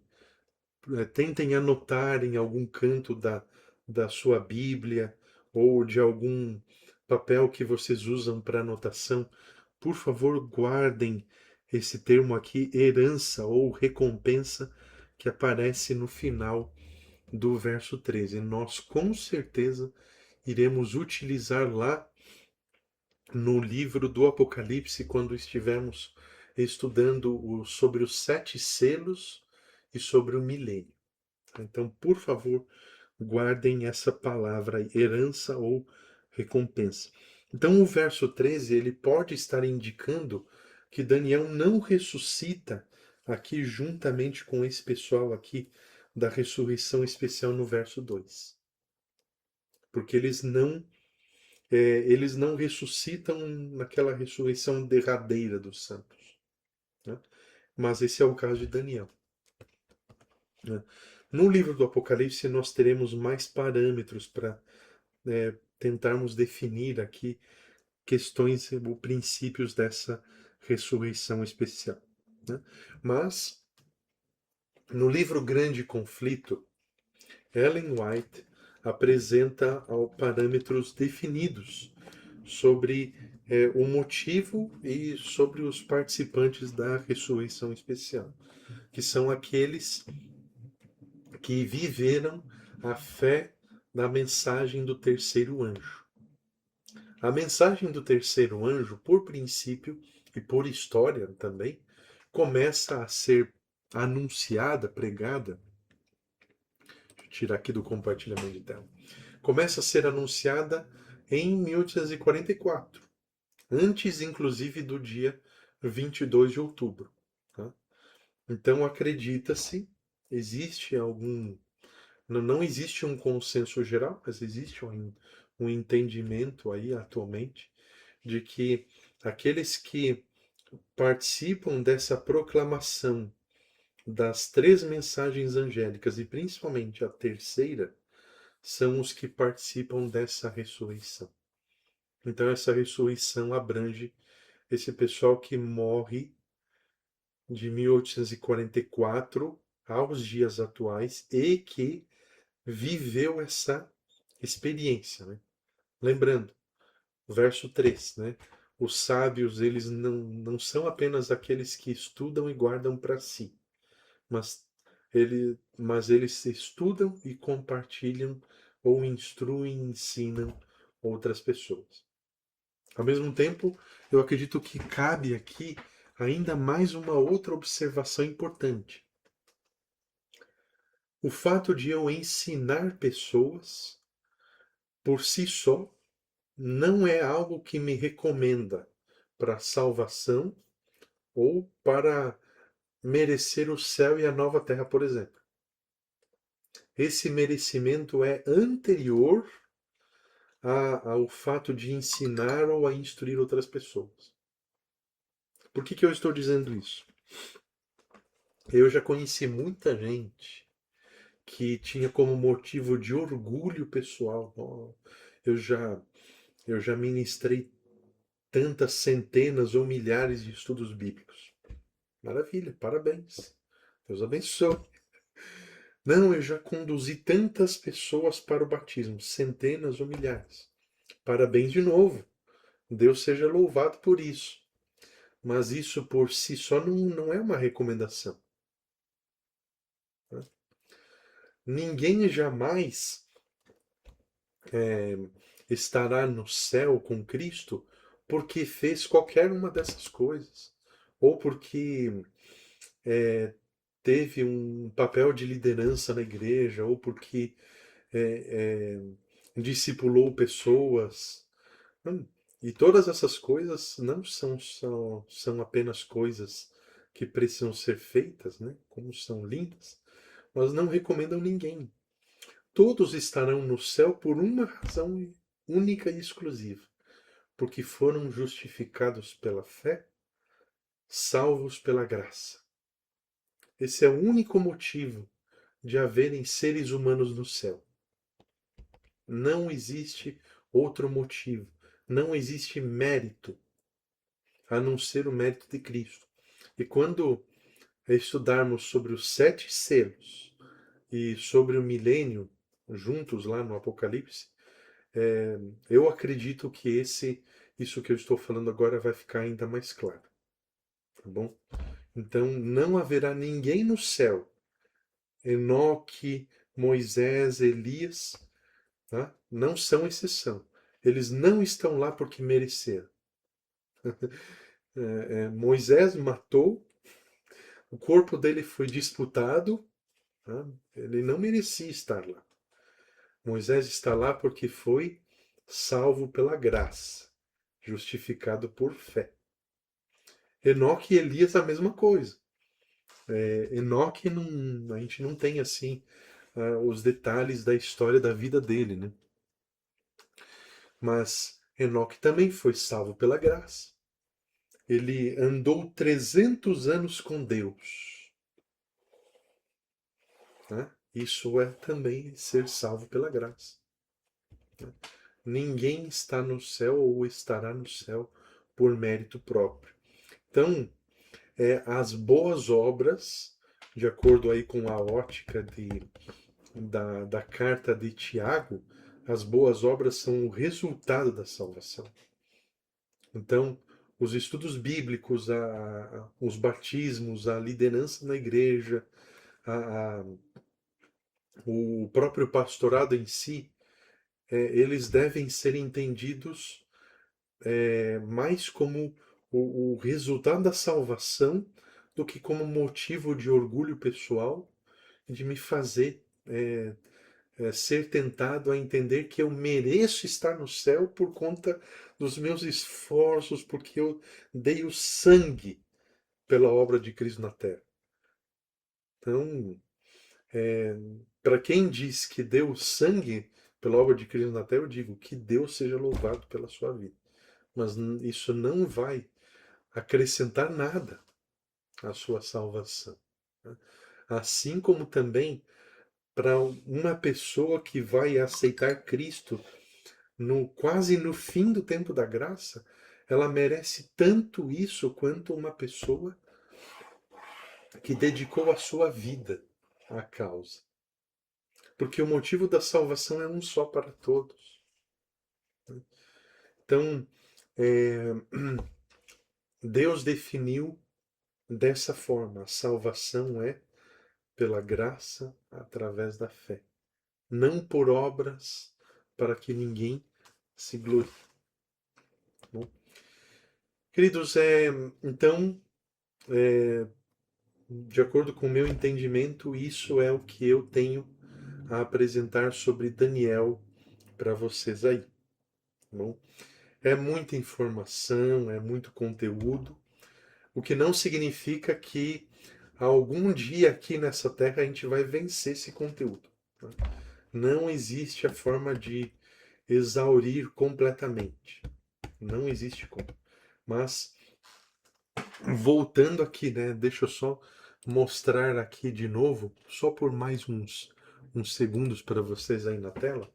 Eu acredito que essa linha do tempo é uma das melhores contribuições do livro de Daniel, não só para a época dele, mas para a sua posteridade. É um verdadeiro legado, né? Não que a linha do tempo em si seja. Não, Deus precisava provar alguma coisa, Deus precisava prestar contas de alguma forma. Mas essa linha do tempo, além das profecias em si, elas são uma evidência do cuidado de Deus, elas são uma evidência do governo de Deus e são uma evidência da autoridade de que, inclusive, o que se apresenta lá sobre Cristo em Filipenses capítulo 2, lá a partir do verso 5, é toda toda potestade, toda autoridade no céu, nos céus, na terra, embaixo da terra. É interessante essa. Desculpa ficar acrescentando mais conteúdo, gente, mas eu vou lembrando aqui, né? Em Filipenses, lá quase no final do capítulo 2, apresenta-se que Deus, o Pai, no contexto do plano da salvação, sujeitou aos pés de Cristo todas as outras formas de autoridade inferiores. Essa não são as palavras utilizadas lá, mas é o que se entende também, né? Então não existe autoridade que seja superior à autoridade de Cristo, né? Isso até pode confundir inicialmente à primeira vista, porque não, mas se Jesus é Deus, por que que ele precisou ter sujeitado a ele as autoridades? Ele já não era uma autoridade antes? Sim, ele já era. Só que o fato de ele, em sua experiência humana, ter vencido o pecado é um motivo a mais, ou que se acrescenta à autoridade dele como Deus. Entende? Então, como Deus, ele já possuía autoridade. Sempre teve. Agora ele tem essa autoridade como um ser humano glorificado. Em outras palavras, ele merece. Ele merece estar na posição que ele está. E não Satanás, que também almejava ser Deus, que almejava colocar o seu trono acima das mais altas nuvens, que almejava matar Deus. Não, para tirar Deus do trono precisa matar. Né? Para vocês terem uma ideia do quão cego uma pessoa se pode se tornar por causa do pecado. Tá bom? Então, nesse sentido, a profecia de Daniel também visa isso. Nos mostrar que mesmo que as coisas estejam indo de mal a pior, ó, a partir do momento que nós temos a perspectiva da profecia, inclusive dos períodos de tempo ali apresentados, significa que nada escapou ao controle de Deus, nada é imprevisível para Ele, nada precisou ser feito de forma emergencial, às pressas, improvisadamente, né? Então Deus sabe de todas as coisas. Em sua presciência, ele apresenta as profecias a nós para não nos deixar aqui, ó, nos sentindo perdidos, como se estivéssemos abandonados. Então, se em algum momento alguém aparecer aí para vocês dizendo: não, eu estou sentindo que Deus me abandonou, o estudo do livro de Daniel e Apocalipse podem contribuir para mudar essa perspectiva, tá? Gente, é isso, tá? É isso que nós temos aqui em Daniel. Nós ainda iremos para o Apocalipse, mas, como eu já havia antecipado aí na semana retrasada, que eu lembro para vocês, eu gostaria muito de ainda dar uma oportunidade antes de começarmos a mergulhar no Apocalipse, que vocês tenham aí pelo menos esse período de uma semana para revisar o que foi estudado até agora e escrever lá as perguntas, questionamentos, ou não concordo com isso que você apresentou aqui dessa forma, tal. Inclusive para isso, viu, Cláudio, eu vou procurar compartilhar com vocês o mais breve possível aí os vídeos desses estudos aí, tá? E aí vocês me apresentam dúvidas, comentários, perguntas que ainda gostariam de fazer. De repente alguma coisa não ficou claro ainda. E também eu lembro que nós temos a. Eu só não lembro quem era exatamente. Se eu não estou enganado, era a Cleide, né? Que ela começou a acompanhar o estudo a partir do capítulo 11, né? Se não estou enganado, né? É isso, Cleide. Não sei se eu Sim. estou falando bobagem aqui, Uhum. né? Obrigado pela confirmação. Uhum. Aí vocês assistem, aí pode surgir dúvidas ainda. Aí Tá vocês bom. anotam as perguntas aí para a gente reservar um tempinho aí para nós irmos para o Apocalipse com toda a segurança, com tranquilidade aí, sem pressa, né, Cláudia? A gente não precisa Isso. se afobar, não. Hum. É, se sente não ir logo para o Apocalipse, pode acontecer aí um. Não, a gente pode ir com tranquilidade, sem pressa, porque ainda temos um, ainda temos tempo pela frente. Uhum. O Apocalipse vai ser toda sexta também? Isso, a gente continua na sexta-feira. Em sexta, Se mesmo horário? isso Uhum. pode surgir aí imprevistos, né? Acho Hum. que essa parte você não chegou a pegar, né? Que a gente precisou sair para a Semana Santa. Sim, eu lembro. Vocês tiveram a Semana Santa também, né? Sim. Então isso pode acontecer ainda, mas são apenas imprevistos, né? É. A gente entendeu que sexta-feira era o melhor horário até para não atrapalhar aí outros Na verdade, momentos. sábado, né? Na verdade, é sábado, né? Para nós. Bom. Ah, sim, sim, com É. certeza.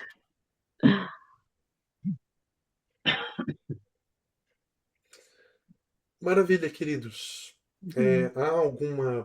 Há alguma pergunta assim mais breve, mais específica que gostariam de fazer? Temos aí um tempinho aqui antes de fecharmos.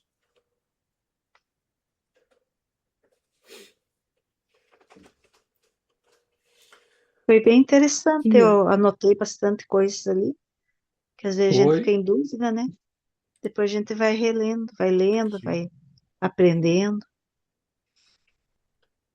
Às vezes naqueles momentos assim de que a gente começa a ficar pensando na vida, assim, acaba voltando alguma coisa. Uhum. Aí, nossa, aquela Vai parte lá tirando as ficou muito. dúvidas, né, pastor? Uhum. Comigo funciona assim, né? De madrugada, quando tá tudo em silêncio, assim. Né? É verdade. Olá, Olá, feliz sábado, Feliz obrigado Feliz igualmente. sábado. tudo Feliz bem? sábado. Chegamos um pouco depois. Eu estava assistindo aqui, Tranquilo. comendo, né, e mais um monte de coisa. Não. E assim, eu gostei muito. Não peguei exatamente tudo. É a primeira vez que eu paro aqui para assistir, né? Cheguei em casa Uhum. hoje, na verdade, né? Sim, E gostei muito, viu, pastor, da maneira como o senhor colocou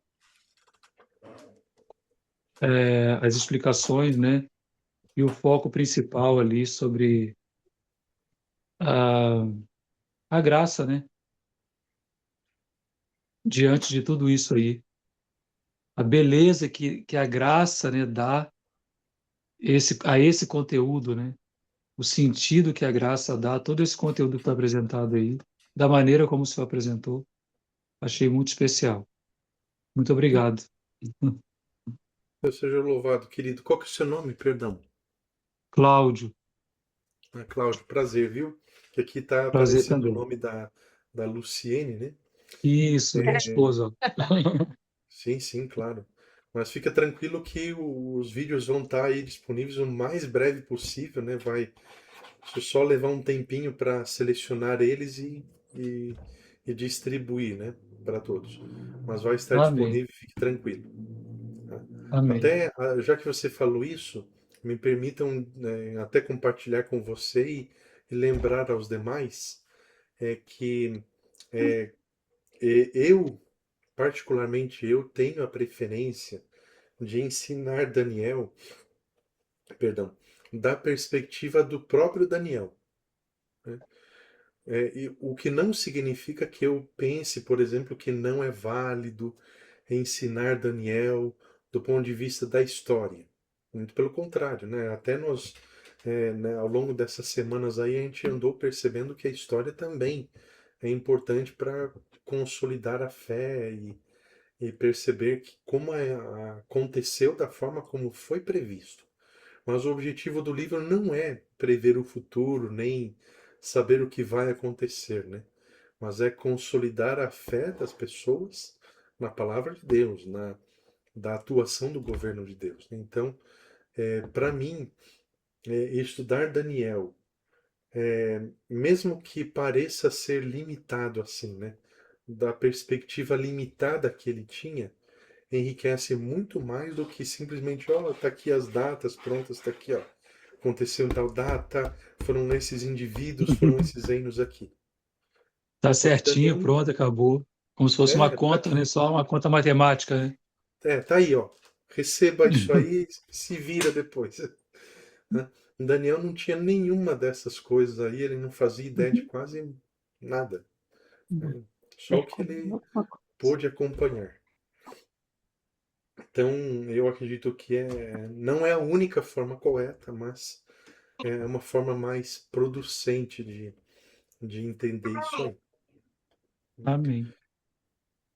Ahn, o José, que está aparecendo aí, eu não sei, eu não lembro de já ter visto é, anteriormente, viu, Cláudia? Ele é esposo da Erna. Ah, tá, tá. Ah, sim, não, agora eu tô lembrando. Agora eu tô Uhum, lembrando quem é. Né? Obrigado, Cláudio.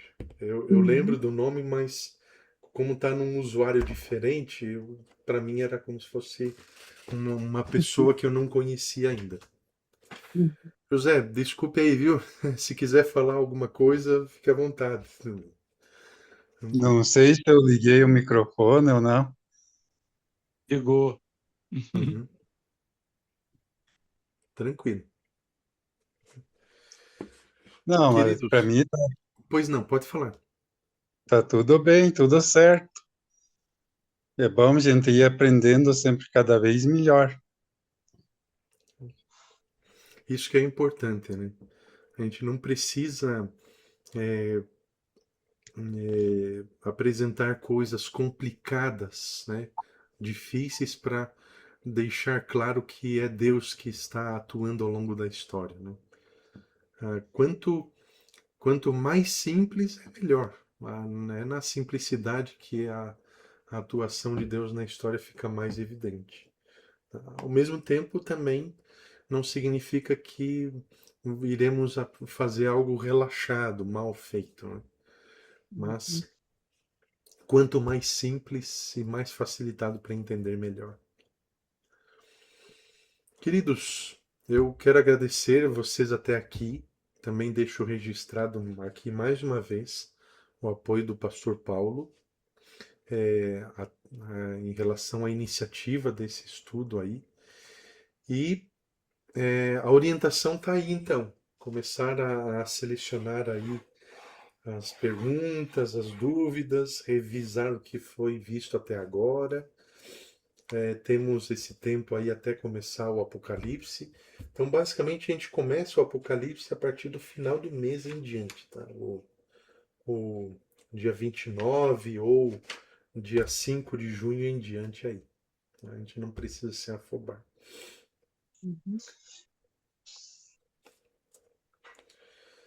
Então é isso, gente. Podemos terminar com uma oração.